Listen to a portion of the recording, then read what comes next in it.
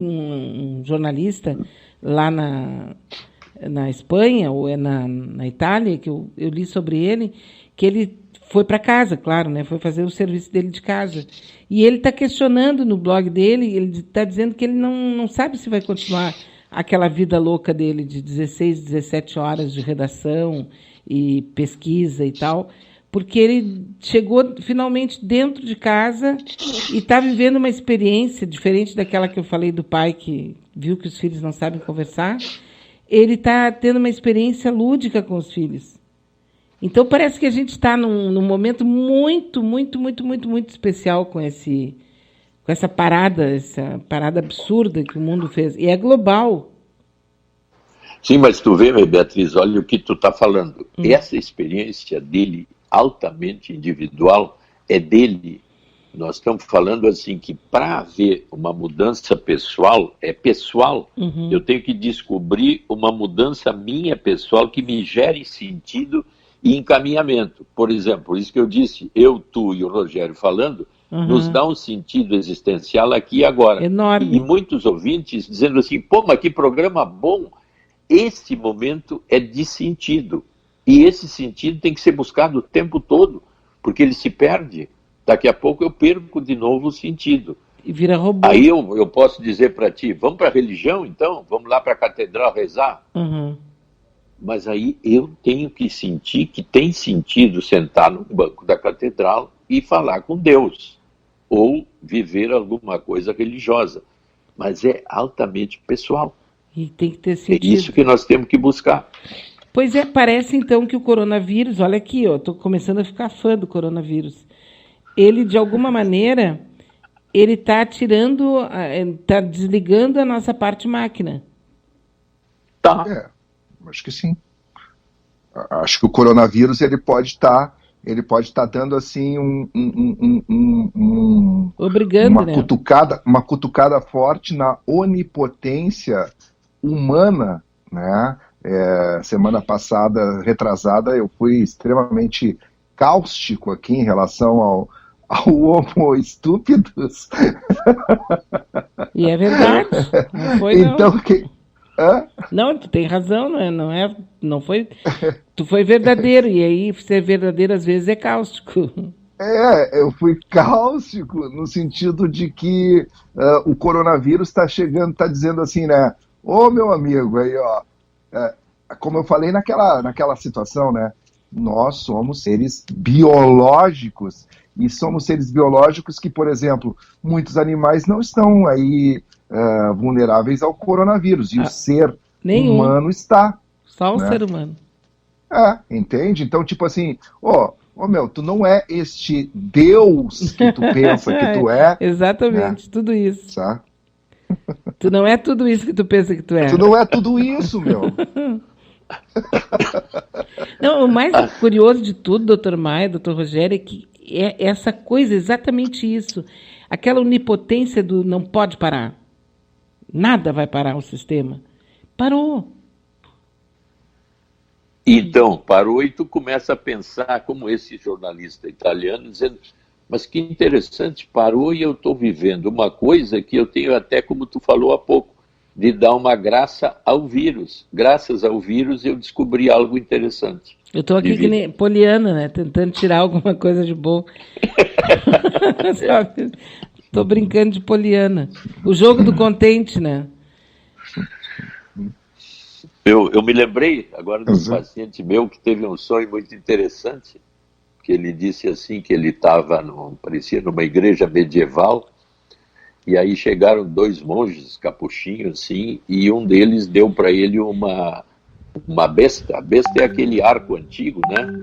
Que a gente atira uma flecha com a pressão mecânica, né? E aí ele pegou a besta na mão e a besta começou a crescer, e ficar grande assim. E aí daqui a pouco ele diz, mas e onde é que está a flecha? Onde é que está a flecha? Mas a besta estava crescendo, e daqui a pouco ele se deu conta que ele era a flecha. Meu Deus! Então tu vê que o sentido de lançamento é como se eu te dou a condição do arco, mas tu tem que ser o lançador da flecha. Tu é a flecha. Uhum. Agora, onde é que tu vai? Eu não sei. E tu vê, nós já estávamos assim, quer dizer, de uma certa maneira, tu estava condenado já a ser simplesmente um empreendedor, a trabalhar 17 horas por dia para continuar pobre, a não ter direito a nada, a imaginar que nós não precisamos de um Estado forte, nós não precisamos de uma família forte, nós precisamos só sermos livres para empreender e trabalhar. E a gente estava condenado a isso. Uma grande parte estava condenado a isso. Se tiver tempo agora, e parece que tempo não vai faltar, o pessoal está falando que se fica nessa paradinha aí, pelo menos até final de maio, imagina como é que as pessoas vão sair disso, abstraindo a parte econômica, tá? Que é a parte que vai trazer, assim, situações absurdas. Mas é engraçado a paradinha, porque eu faço tudo aqui em casa e um jardineiro, e os dois moram na Restinga e diz que lá está tudo aberto. Mas é porque essas coisas, doutor Maia, elas dificilmente, assim como não chega a estrutura que deveria chegar nas partes mais pobres, também não chega lá a educação, não chega o cuidado com o meio ambiente, não chega nada, eles são uma parte selvagem, né? E eles vão receber só agora o resultado de toda essa massa que não está trabalhando. Ou então muita gente doente lá dentro da Restinga. E eu perguntei para eles, vocês conhecem alguém de vocês na proximidade que esteja com corona? Não, até agora ninguém ficou doente nessa zona que eu moro. É interessante isso, né? E aí eu digo, mas e não tem ninguém que vá lá dizer feche as portas?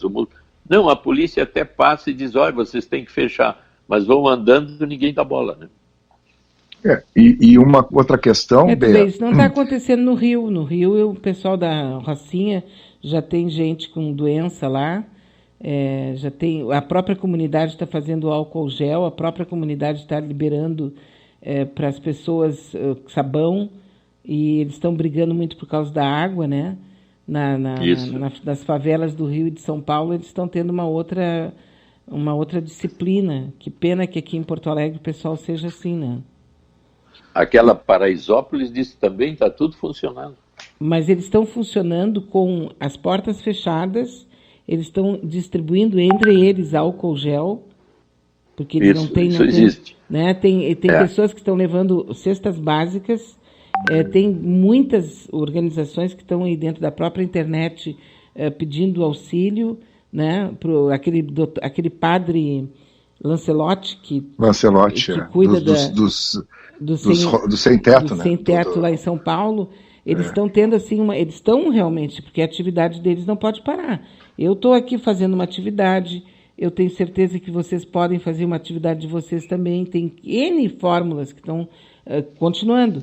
Mas assim, é como se nós estivéssemos diante de um momento de... Sabe aquela brincadeira de criança? Vamos brincar de estátua? Né? Então tá todo mundo assim... Mandrake. Mandrake. Mas tu te lembra, Beatriz, eu esses tempos falei de um antropólogo que diz por que a humanidade cresceu tanto e vai chegar a 10 bilhões em 2050. Tem duas características, ela se junta em cidades e se autoprotege, e quando há uma catástrofe, todo mundo fica solidário e humanizado, ajudando todo mundo. Essas duas características dão para nós uma capacidade de sobreviver a qualquer tipo de problemática que impeça o crescimento. E por outro lado, Bea, e Maia, a gente está vendo também um aumento enorme do alcoolismo e da violência doméstica, sem querer ser pessimista, né? Mas é que não tinha como se imaginar que todo mundo ia virar uma vestal com medo apenas de morrer. E tem aqueles que vão beber todas justamente porque se eu vou morrer mesmo, então... Né? Sim, mas aí aparece o que são as nossas neuroses problemáticas, psicose e tudo mais. Quer dizer, o convívio excessivo Ele cria as mesmas condições de uma prisão superlotada. O que acontece numa prisão superlotada, que a gente sabe que existe? Uma sala que cabe 10, tem 60. As famílias se juntando, todas as problemáticas neuróticas e dificuldades começam a aparecer de forma mais intensa. Sim, porque a gente está falando... surge... Hein? Por favor, continue. Não, aí é o que eu digo, que tem que haver uma inteligência racional, afetiva maior, para mim me dar conta de que as comunicações entre nós são sempre problemáticas, interesseiras e, de certa forma, agressivas. E que o tempo todo nós não somos esses seres maravilhosos de compreensão, de achar o outro maravilhoso, ama teu próximo como a ti mesmo. Vai acontecer isso o tempo todo. Até se diz assim, depois da catástrofe, o cara começa a roubar o que foi doado, começa a passar o outro para trás, volta essa linha nossa mais agressiva de primeiro eu, depois tu. Mas agora tem então, essa é a nossa característica básica. Básica. Sim, porque a gente está falando de dentro de uma situação em que nós não estamos com uma família grande dentro, junto conosco. Então a gente está numa boa. Agora tu imagina 6 pessoas dentro de um apartamento de 2 quartos. Exatamente. É uma outra vibe, totalmente diferente. Mas ontem eu fui colocada numa situação interessante no Twitter. No Twitter surgiu a denúncia de que os Estados Unidos estão usando uma acusação falsa contra o Maduro, que envolve narcotráfico, para destituir o Maduro e fazer o que eles já fizeram na Bolívia, né? E daí eu fui lá e respondi, né, no Twitter, dizendo que é verdade que eles estão fazendo com o Maduro uma outra narrativa, mas vão fazer com o Maduro o que eles fizeram de uma certa forma com o Lula, né? E que talvez isso não se dê tão rapidamente, porque eles terão que se preocupar com a questão interna americana e com os seus mortos. E que eu não desejo, escrevi, não desejo isso, né? Mas, 3 pontinhos. Aí uma pessoa veio ali e disse, tu tem que desejar, porque tu deseja, não, tipo assim, não fica fazendo, não fica fazendo de conta que tu é tão boazinha assim, né? E que tem muitos mortos nos Estados Unidos, que eles têm que se preocupar internamente e parem de matar nos outros países, né? Sim. Porque realmente a gente está assim, ó, claro, nesse momento, por exemplo, os Estados Unidos é uma situação que é real, acima do que a gente está falando aqui da nossa vida pessoal, né? Os Estados Unidos, eles estão parando aviões e estão roubando, apesar de pagarem, mas, por exemplo, máscaras e equipamentos de hospitalares que a China estava mandando para o Brasil, eles pegaram. Que estava mandando para a França, eles tomaram conta. Eles estão, tipo assim, ó, são os novos, como é aquele pessoal que ia... Piratas? Os novos piratas. Eles estão chegando nos locais e estão se adonando do que eles precisam. Só que estava sendo para outros povos. Exato. Agora é engraçado, Bea, é engraçado que é o seguinte, ó, eles podem estar fazendo isso aí, mas aqui dentro, nos Estados Unidos, saúde pública é igual a zero, entendeu? A impressão que eu tenho morando aqui, apesar, eu tô bem, entendeu? Tô bem até porque eu acho que eu sei me defender até no inferno, eu saberia me defender, sim, né? Até por ser brasileiro, eu acho. Tu ia te dar bem no poço. Ia me dar bem no poço. Deus o livre. Mas assim, ó, o cidadão médio americano, primeiro que vamos começar assim, ó, o Império Americano é um império em decadência. Total. Eu acho uma pena, assim, que o corinho dos americanos é a América Latina, entendeu? Uhum. Sabe? Tipo assim, estamos perdendo tudo geral, então vamos bater na América Latina. E não, no Canadá, viu? Porque eles também não estão permitindo que a M13, eu acho que é o nome de uma empresa, que venda nada de equipamento de saúde para o Canadá e para a América Latina, América Central e América Latina.